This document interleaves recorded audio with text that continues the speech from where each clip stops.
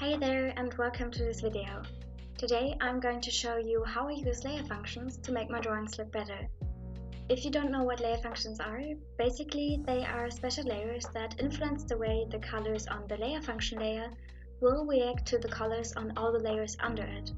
So for example, multiply will darken the colors while color dodge will lighten them. If you're looking for a more in-depth explanation about layer functions, you can check out the link in the description below. It will lead you to a really helpful but also pretty long blog about the topic, so plan in some time if you want to read it. Okay, with that out of the way, let's start the actual video. Basically, I'm using layer functions for 4 different things: light rays, texture, color variation, and stronger light and shadow, though the last 2 things go hand in hand together in my drawing process. All of this probably doesn't sound like it will make a big difference in the way the drawing looks in the end, but these little things actually help me out a lot, and to show you this I prepared a little comparison. So here are some of my drawings without layer functions and with them. I personally think using layer functions really helps my drawings to look better and more interesting, which is why I decided to make this video, because maybe some of you can benefit from all of the things that I'm going to talk about. Okay, so before I jump into explaining how I create light rays and all the other stuff, I thought it would be a good idea to give you some information about the layer functions that I'm going to use in this video. For that, I'm just going to read a few paragraphs from the blog that I mentioned earlier to you, and because that's a lot of information to remember at once, I'm also going to give you an overly simplified budget explanation of things. Let's start with multiply, which is the best mode for darkening. It works by multiplying the luminance levels of the current layer's pixels with the pixels in the layers below. It's great for creating shadows and removing whites and other light colors while keeping the darker ones. As an analogy, think of the selected layer and all of the layers below as individual transparencies that are stacked on top of each other and then placed on an overhead projector.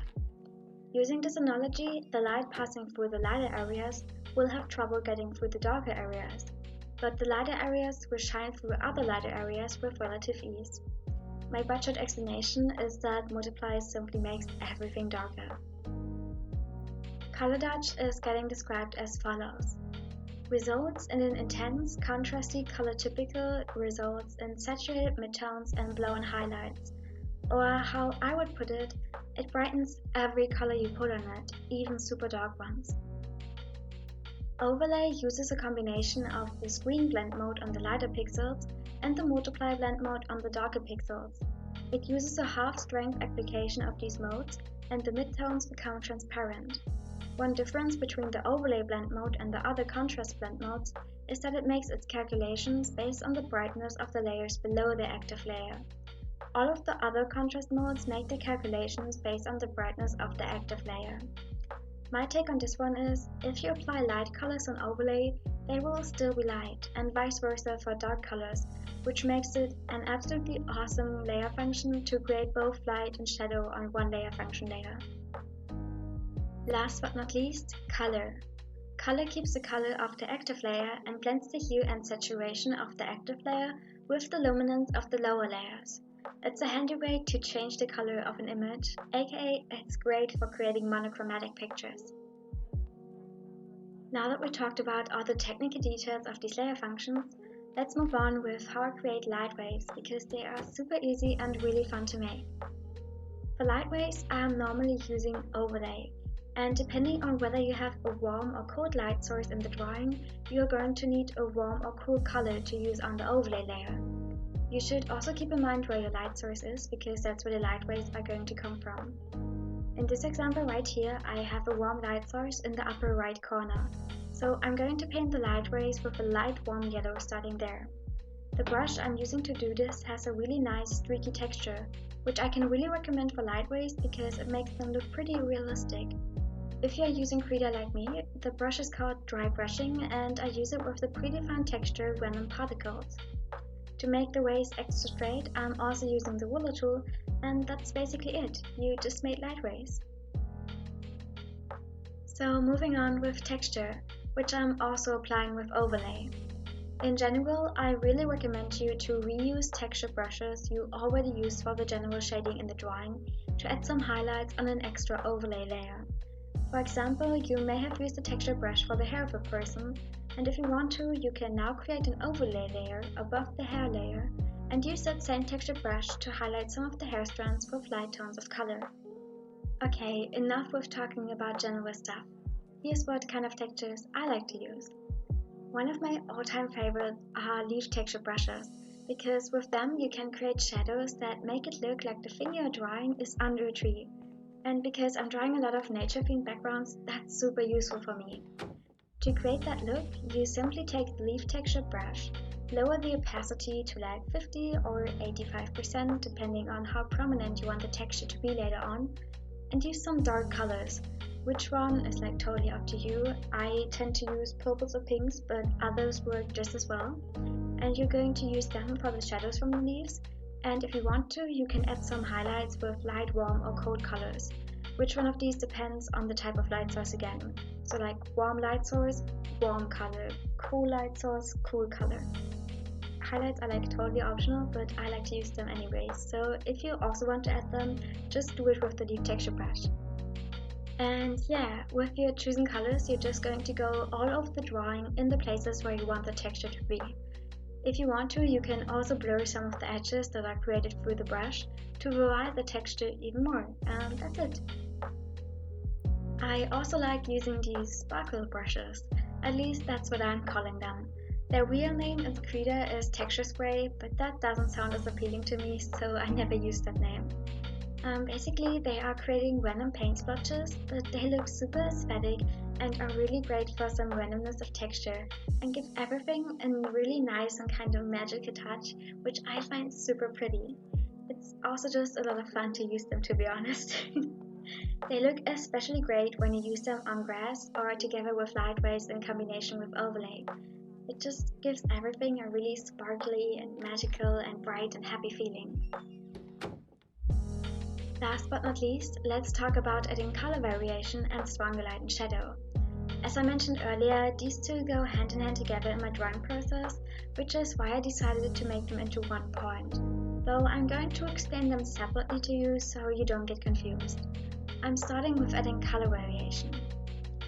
Okay, so I don't know about you guys, but I tend to color in one and the same color. So for example, I'm going to pick a warm olive green and I'm going to stay in that olive green the whole time I'm shading leaves or grass. Of course, I'm going to change how vibrant the color is while I'm shading, but the base color is staying the same, which makes everything look super boring to me once I finish the drawing. To change the colors up a bit, I'm using overlay and color.